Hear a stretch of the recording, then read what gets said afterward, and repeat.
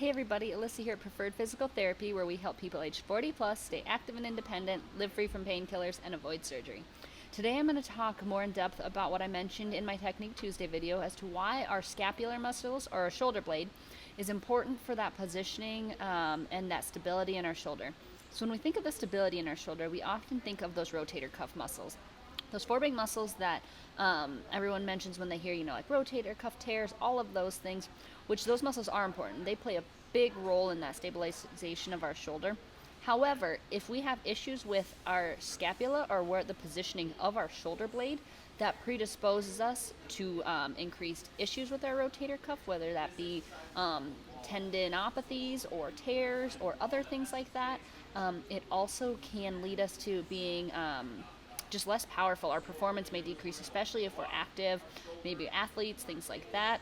We also may notice it in our day-to-day lives where we go to reach up overhead to put the dishes away, we're doing laundry, hanging clothes, all of those things, or we're just feeling weak when we go to push or pull something. So we're those heavy doors at doctor's offices, or you're pushing some dining chairs in or things like that. If our shoulder blade isn't in the proper position, it decreases the biomechanical movements, or it decreases that optimization of our shoulder joint. So our shoulder joint is designed to be mobile.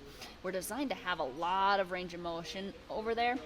However, we oftentimes find that people with those shoulder blade issues, and with our shoulder issues in general, are having a lot of tightness in this muscle up here, our upper traps, a lot of tightness in those muscles and through the chest. So we're spending more and more time looking at our computers, our phones, all of those things, everything that's pulling us forward. And so we really want to make sure that our shoulder blade and our actual joints are in the optimal position to move. So a lot of times we hear those rotator cuff muscles. Those are the big players in what we do. However, we also want to make sure we're strengthening muscles like our lower trapezius or our serratus anterior, which are those muscles that which is the muscle that I went over specifically in my Technique Tuesday this week.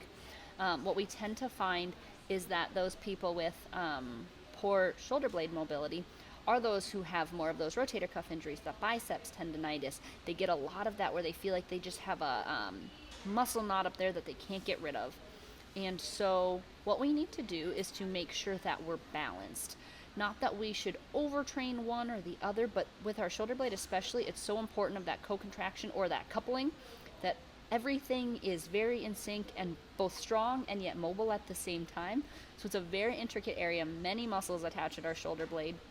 And so that makes it a little bit tricky in how to best address this. It's very difficult on your own. And anyone who feels like they may just notice that they're, really forward, or their shoulders are just kind of hanging down, it just doesn't feel as though it's as stable as it could be.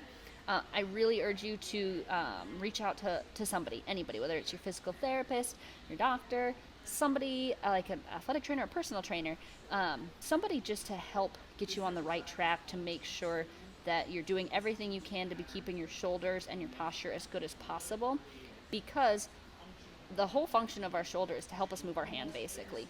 We could have no issues with our hand could be moving perfectly, we could have great grip strength, but if we can't move that shoulder, we can't do anything with that hand, which is the purpose of our upper extremity, is to manipulate things, to grab things, to do all of those typing activities and things like that. So it's really important to strengthen those undertrained muscles, like I mentioned, the exercises I went over for the serratus anterior, lower trap, and just trying to stay as balanced as possible. And also, sometimes it doesn't hurt. Take your shirt off, maybe have somebody, your spouse, somebody like that, just watch how your shoulder blades are moving. Oftentimes people are surprised that one side seems to move really easily and the other side, maybe it's kind of winging out, or it just doesn't seem like it's rotating as well as it could be. So a lot of times that's just a very easy thing to do, to just screen yourself to see if maybe there's an issue going on that you didn't know about.